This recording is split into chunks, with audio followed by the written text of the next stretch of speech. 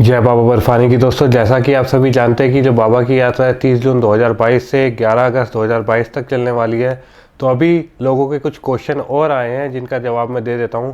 Main question पहला पूछा जा रहा है कि रजिस्ट्रेशन कराना क्यों इतना इंपॉर्टेंट है, हम बिना रजिस्ट्रेशन के क्यों नहीं जा सकते। रजिस्ट्रेशन कराना इसलिए भी इम्पोर्टेंट है क्योंकि आपको एक परमिट मिलता है इस तरीके का, और इस परमिट में आपका जो है आपकी सारी डिटेल होती है कि आपने कौन कौन सी जो शेषनाग है या कोई जो आपने एक बैरियर है उसे कितना कितना क्रॉस कर लिया है, कि अगर आप कभी गुमशुदा भी होते हैं तो पता लगे कि आप इधर गुम हुए थे और कुछ मिस हैपनिंग होती है, तो इसमें 3 लाख रुपए का आपका इंश्योरेंस कवर होता है जो गवर्नमेंट आपको देती है। तो ये परमिट इसलिए ज़रूरी है। और इसके पीछे आप देखेंगे तो बहुत सारी इंपॉर्टेंट बातें लिखी हुई हैं कि टाइमिंग क्या क्या है किसी जगह को पार करने का, वो सारी चीज़ें यहाँ पे लिखी हुई है। दूसरा क्वेश्चन मेरे पास आ रहा है कि जो सिम है वो कैसे लेनी है और कौन सी सिम वहाँ पे जो यात्रा के समय चालू रहती है। तो कोई भी सिम वहाँ पे चालू नहीं रहती है। अगर आपके पास BSNL का पोस्टपेड सिम है तो वो वहाँ पे चल जाएगा, नहीं तो और कोई सिम वहाँ पे नहीं चलता है। इसके बाद बात आती है कि आप वहाँ से भी BSNL का सिम ले सकते हैं जो कि आपको 10 दिन के लिए चालू रहेगा, उसके बाद ऑटोमेटिकली बंद हो जाएगा। और ये कहाँ कहाँ से मिलेगा? आपका जो भगवती बेस कैंप है, बालटाल बेस कैंप है, पहलगाम बेस कैंप है, यहाँ पे आपको जो आपका सिम है आपका आधार कार्ड फ़ोटो दे के आपको सिम मिल जाएगा। तो ये हो गया सिम का। अब बात आ रही है कि क्लॉक रूम अवेलेबल है। तो जी क्लॉक रूम अवेलेबल है 3 जगह पे अवेलेबल है, बालटाल, आपका नोनवान पे और आपका होली केव पे, जिसका मात्र किराया 10 रुपये है। इसके बाद पूछा जा रहा है कि पार्किंग अवेलेबल है। तो पार्किंग जो अवेलेबल है वो अवेलेबल है, लेकिन सिर्फ वो बालटाल बेस कैंप पे ही अवेलेबल है, उसके आगे मतलब पहलगाम पे पार्किंग अवेलेबल नहीं है। तो बालटाल बेस कैंप पे जो आपकी पार्किंग अवेलेबल है उसका चार्जेस क्या है? जो टू व्हीलर है उसका 30 रुपीज़ रहता है, और आपका जो लाइट मोटर व्हीकल है उसका 75 रुपीज़ रहता है। उससे ऊपर जो है 150 रहता है, और जो हैवी मोटर व्हीकल है उनका 225 रुपीज़ का चार्जिंग रहता है, वो भी फॉर 1 डे मतलब 24 आवर्स के लिए। और ऐसे ही क्लॉक रूम का भी सेम रहता है। अब क्वेश्चन आ रहा है कि लंगर जो है कहाँ कहाँ उपलब्ध है, तो वो सारी चीज़ें मेरे को बताना थोड़ा सा लंबा हो जाता है। तो मैं आपको बता दूं कि पहलगाम के रास्ते पे 11 जगह लंगर उपलब्ध है, और बालटाल के रास्ते पे 7 से 8 जगह जो है लंगर की सुविधा उपलब्ध है। जो लंगर कौन करवाता है? लंगर श्रद्धालु कराते हैं, और NGOs होती हैं, कुछ भक्त होते हैं जो अपने हिसाब से वहाँ पे लंगर करते हैं, और आपको लंगर में सब कुछ खाने को मिलता है, मतलब ऐसा मान के चलिए।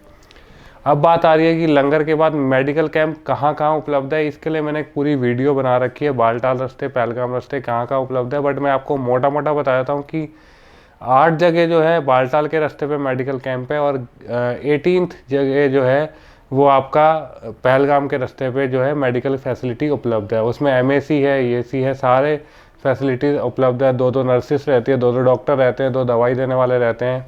तो ये सारी चीज़ें उपलब्ध हैं। अब बात आती है कि जो मेन विशेष चीज़ें हैं जो आपको ध्यान रखनी है, वो आपके इस परमिट में भी लिखी होती है कि आपको क्या क्या लेके जाना है। तो आप मिनिमम क्या क्या कैरी कर सकते हैं। आप अपना लगेज लेके जाएंगे जो हल्का बनाइए सबसे ज़्यादा। उसमें अपना टूथपेस्ट, अगर आप पहलगाम के रास्ते जा रहे हैं तो 2 जोड़ी कपड़े रख लीजिए, और अपना ब्रश रख लीजिए, आपका जो रेनकोट होना चाहिए। उसके बाद आपका जो है शूज़ जो है वो अच्छे होने चाहिए, वो तो आपने पहने ही होंगे। आपके पास एक मतलब एक्स्ट्रा जो है ठंड से बचने के लिए एक ब्लैंकेट हल्का वाला ले सकते हैं। आपको कैप लेनी चाहिए जो ठंड से बचने के लिए लेनी है। एक मफलर लेना है जो हवा ना लगे, क्योंकि हाई एल्टीट्यूड है, जो टेम्परेचर है बहुत जल्दी से डाउन हो जाता है। तो उस केस में आपको ये सारी चीज़ें लेनी ज़रूरी है। मॉइस्चराइज़र ले लीजिए, वैसलीन ले लीजिए, क्योंकि ठंड होते समय आपके जो स्किन है वो फटने लगती है। तो ये सारी चीज़ें आपको कैरी करनी है। एक टॉर्च कैरी करनी है, अच्छी कंपनी का हो टॉर्च, क्योंकि अंधेरा होता है। ट्रैकिंग तो आप नहीं करेंगे। और एक आप अपना पॉलीथीन कैरी कर लीजिए, लेकिन पॉलीथीन का जो मेन ध्यान रखना है, आप वहाँ पे छोड़ के मत आइएगा, क्योंकि वहाँ पे कोई सफाई करने वाला तो होता नहीं है। आप अगर जो भी वहाँ छोड़ेंगे वो वहीं पे ही रह जाएगा। तो इसलिए जो भी चीज़ आप प्लास्टिक लेके जा रहे हैं वो अपने साथ वापस लेके आइएगा। तो ये मेन चीज़ें हैं जो आप ले जा सकते हैं।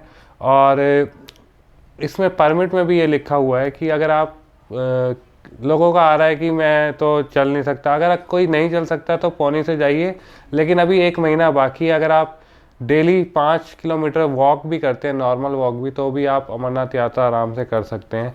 ऐसी कोई दिक्कत नहीं है। तो ये मेन जानकारियाँ थी जो मुझसे पूछी गई थी, ये क्वेश्चन मेरे पास आए थे, इनका मैंने आपको जो है जवाब दिया है, जिसमें मेन रजिस्ट्रेशन क्यों ज़रूरी है, इसके बाद सिम कहाँ से मिलेगी, लंगर कहाँ हो रहा है, मेडिकल कैंप कहाँ पे है, और उसके बाद आपका पार्किंग कहाँ पे है, क्लॉक रूम की फैसिलिटी कहाँ पे है। तो अभी और लंबा वीडियो नहीं करते हैं, इसके बाद अगर कोई क्वेरी आती है तो वो भी बता दी जाएगी। और एक मेन क्वेश्चन है कि हेलीकॉप्टर की फैसिलिटी, अभी हेलीकॉप्टर फैसिलिटी शुरू नहीं हुई है। मेन रीज़न एसएएसबी की तरफ से है, जब तक टेंडर भरा गया है लेकिन उन्होंने पास नहीं किया है। कुछ लोग कह रहे हैं कि हमने बुकिंग करा ली है, एजेंट ने बुकिंग कर दी है, बट एजेंट ने एक लमसम अमाउंट ले लिया होगा, क्योंकि अभी बुकिंग तो स्टार्ट हुई नहीं है। तो जैसी बुकिंग स्टार्ट होगी वो आपसे जो भी अमाउंट है वो आपसे फिर से चार्ज कर लेगा, जो भी बढ़ा हुआ अमाउंट होगा। तो अभी हेलीकॉप्टर बुकिंग के लिए हमें वेट करना पड़ेगा। आई नो कि बहुत सारी दिक्कतें आ रही हैं, जिन्होंने हेलीकॉप्टर बुकिंग से जाना है वो पहले से प्लान करना है, तो मैं समझ सकता हूँ। तो अभी मिलते हैं नेक्स्ट वीडियो में। जय बाबा बर्फानी की।